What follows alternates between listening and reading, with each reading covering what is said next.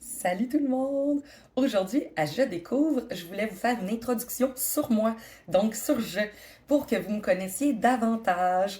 Je m'appelle Geneviève Benoît Normandin, j'ai 30 ans et bientôt 31, bientôt, le 23 mai, je suis mariée. Ça va bientôt faire 3 ans qu'on est mariés, mais en couple depuis 14 ans bientôt, la même date.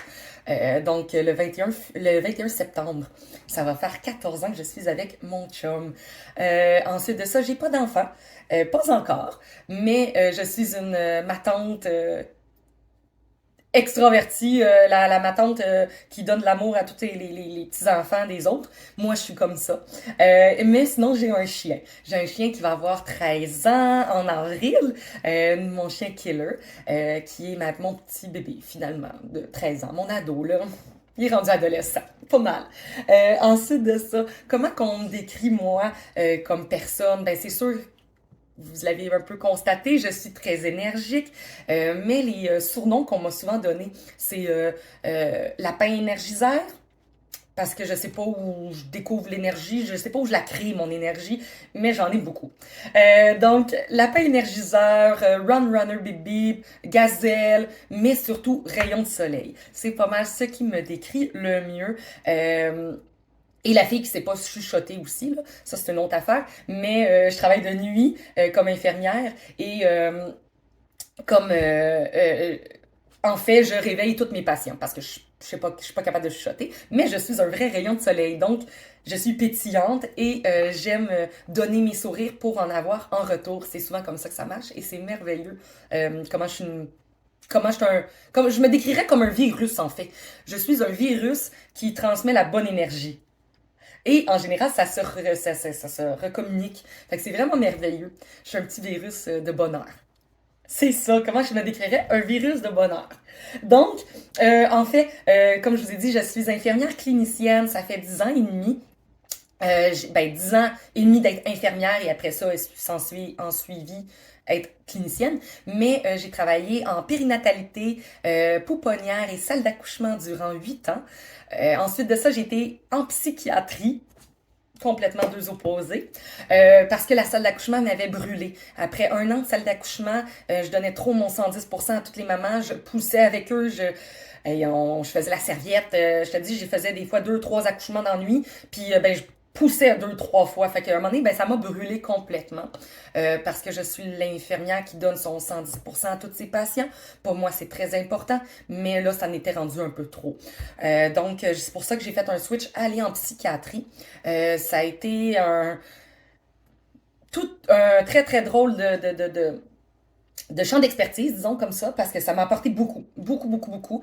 J'ai pu être l'infirmière qui aide beaucoup ses patients. Comme je vous disais, je suis un rayon de soleil, donc c'est sûr que quand on vient à l'hôpital puis qu'on est en dépression, de voir une infirmière qui a un sourire, ça fait du bien. Donc, on m'a souvent dit le commentaire que j'étais à la bonne place et que je faisais très, très bien mon travail. Euh, mais un moment donné, à force, il y a eu une pandémie qui est arrivée. Et avec la pandémie, il y a eu les arrêtés ministériels et on était obligé de tomber à temps plein, les temps supplémentaires sur temps supplémentaire, le TSO, temps supplémentaire obligatoire. Donc, en fait, on te maintient sur ton lieu de travail contre ton gré.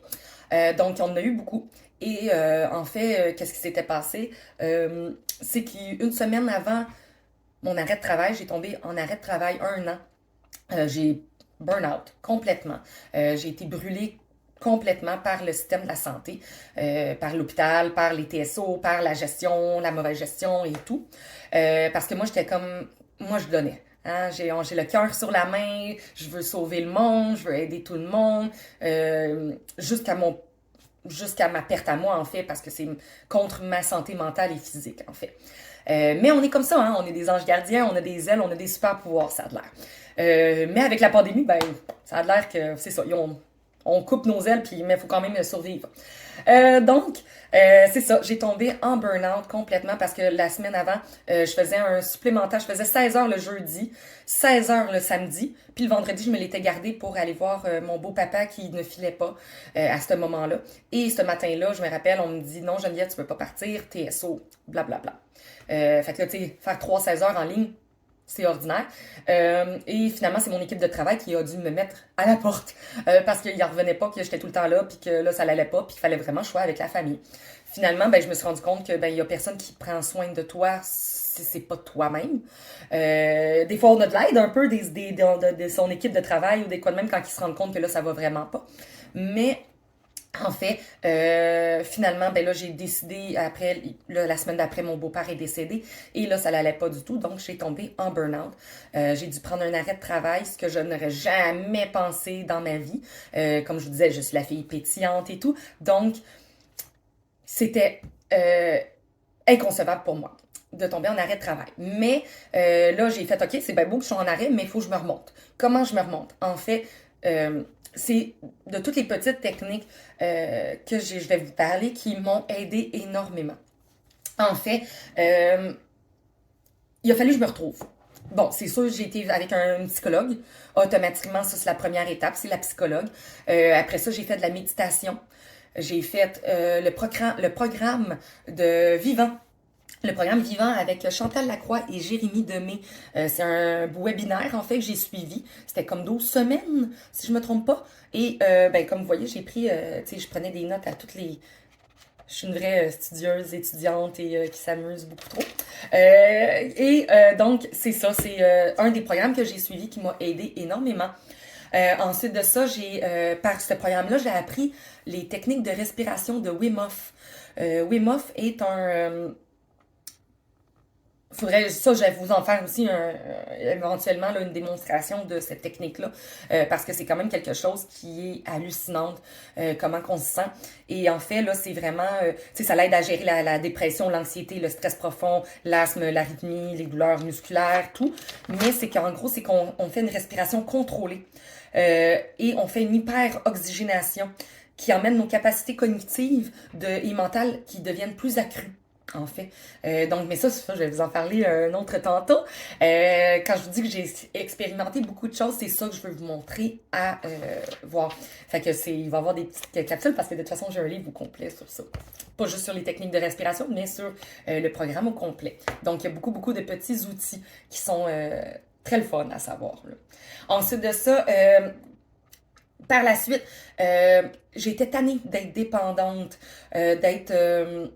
parce qu'on s'entend, j'ai une petite Caris hatchback, j'adore être sur l'eau et je voulais pas, je peux pas prendre, tu sais, j'ai pas de boule, fait que dans le sens, je peux pas emmener mon bateau ou mon kayak, mon canot, quoi de même, ça me prend des bras, le kayak aussi, j'ai pas de rack sur mon toit, donc j'étais dépendante tout le temps de soit quelqu'un qui avait une plus grosse voiture ou de mon chum pour sa voiture, pour les racks et tout. Et j'ai décidé l'année d'avant, en 2020, j'avais fait du paddleboard, j'avais essayé ça. Finalement, là, en 2021, j'ai acheté mon paddleboard et j'ai tripé et je suis devenue autonome dans mes sorties. Je suis partie moi-même, seule, à l'aventure. Et pour brûler mes journées, parce qu'on s'entend, ben dans la journée de travail, tout le monde travaille. Mais moi, j'étais en arrêt, fait que là, fallait que je me ressource. J'avais vraiment besoin de ça, j'avais besoin de sortir. On s'entend avec la pandémie, on pouvait rien faire. Donc, être sur l'eau m'a amené vraiment dans l'instant présent. Donc, je vous conseille énormément le paddleboard si vous avez besoin de vous ressourcer. C'est super belle. Ça fait découvrir le Québec, pourquoi pas en même temps.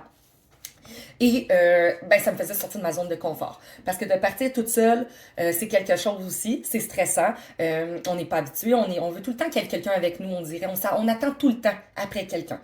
Et c'est ça qui, ma dépression m'a emmené de m'arrêter d'attendre après tout le monde. D'arrêter d'attendre après tout le monde. D'y aller, de foncer, de sortir de sa zone de confort et que, mais Seigneur, j'étais bien à ce moment-là. Donc, c'est vraiment ça qui m'a fait du bien. Ensuite de ça, c'est sûr que l'exercice physique, on se le niera pas, c'est une très très bonne technique pour s'aider. Et ben après ça, j'ai pas eu le choix, il a fallu qu'à un moment donné, je prenne de la médication. Qu'est-ce qui m'a aussi, comme je disais, qu'est-ce qui me passionne dans la vie, c'est les voyages. Je suis une passionnée de voyage. Mon but, c'était de faire les 7 continents avant mes 30 ans. Mais il y a eu une pandémie encore là qui est arrivée et qui m'a joué un tour. Donc, comme je vous disais que je suis une passionnée de voyage, c'est pas une joke. Je ramasse des porte-clés à chaque endroit où je vais pour des souvenirs justement parce que c'est des super beaux souvenirs. Donc en fait, je devais faire les 7 continents. Il me manquait l'Afrique. On partait 2 jours après le début de la pandémie. On partait en Afrique en théorie et on l'a pas fait avec toutes les safaris et tout. Après ça, au mois de novembre dernier, j'aurais dû partir en l'autre année d'avant, en tout cas. J'aurais dû partir en Amérique du Sud et en Antarctique. Et au mois de mai de mes 30 ans, donc en v'là un an, pas tout à fait un an, je devais faire mon dernier voyage, non, jamais de la vie, mon dernier continent, et qui était l'Asie, le Japon, Chine, Vietnam, et donc je devais aller là pour mes 30 ans. Finalement, la pandémie en a voulu autrement, donc c'est ça aussi, ça m'a pas aidé pour ma dépression. Mais là, je vais aussi vous emmener à découvrir ce que j'aime. C'est sûr, le Sud, c'est bien beau, mais comme une des places merveilleuses là, que j'ai pu découvrir, entre autres la Croatie, qui est le Plivice, qui était notre voyage de noces, qui était hallucinant. J'ai aussi là vraiment, je vous montre ça vite là, Tahiti, qui était vraiment merveilleux. J'ai une des perles, justement on la voit plus, mais j'ai une des perles de Tahiti dedans. Et Hawaï aussi a été un des merveilleux. Et la Martinique, ici chez la Martinique, avec les 3 types de sable de la Martinique. Fait que ouais, j'adore ça, voyager. Je suis une passionnée vraiment là du voyage. Fait que c'est pour ça que c'est sûr que je veux recommencer ça rapidement. Ensuite de ça, j'ai rencontré une sorcière au mois d'août dernier. Évidemment, je vais vous en parler plus en détail éventuellement. J'ai rencontré une sorcière qui m'avait dit à ce moment-là, là, c'était le 9 août, que dans 3 semaines, j'allais commencer un nouveau travail avec à me voyer au téléphone, que j'allais aimer mon équipe de travail, que j'allais aimer ma job. Et effectivement, 3 semaines après, j'ai commencé Info Santé. Voilà. Donc, vraiment, pile 3 semaines après, j'ai commencé Info Santé et comme elle me l'a décrit, j'ai capoté sur Info Santé. C'est vraiment le fun, j'ai adoré ça. Mais elle m'avait dit aussi que c'était pas parce que j'avais fait des études comme infirmière que j'allais finir ma vie comme infirmière. Donc, elle m'avait dit qu'elle me voyait partir mon blog ou quelque chose comme ça. Et à ce moment-là, j'ai dit c'est drôle parce que j'y ai déjà pensé à cause de mon burn-out.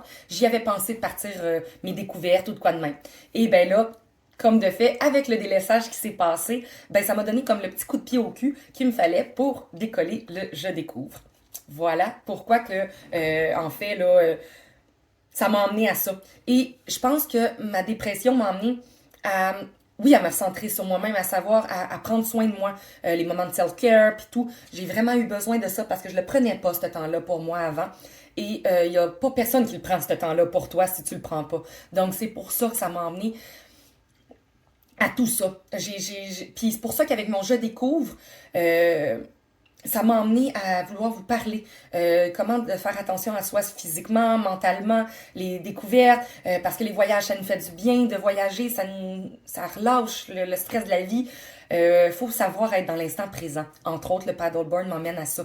Quand je suis sur l'eau, j'arrête, c'est là. Je suis dans l'instant présent et ça fait du bien. Donc voilà, c'est pas, tu sais, beaucoup de choses, mais ma maman m'a donné justement un petit livre, un journal que je vais écrire justement et c'est écrit Merci la vie. Donc en fait, c'est tout mon Je découvre qui va aller là-dedans. Donc un peu toutes mon journal d'inspiration, qu'est-ce que je vais vous parler. Donc c'est sûr que là, je commence le projet. Ça va démarrer tranquillement, pas vite, mais je vous invite vraiment à me suivre parce que j'ai beaucoup de choses à vous dire et je crois que vous allez adorer mes petites capsules. Donc je vous souhaite de passer une très belle soirée. Bye bye!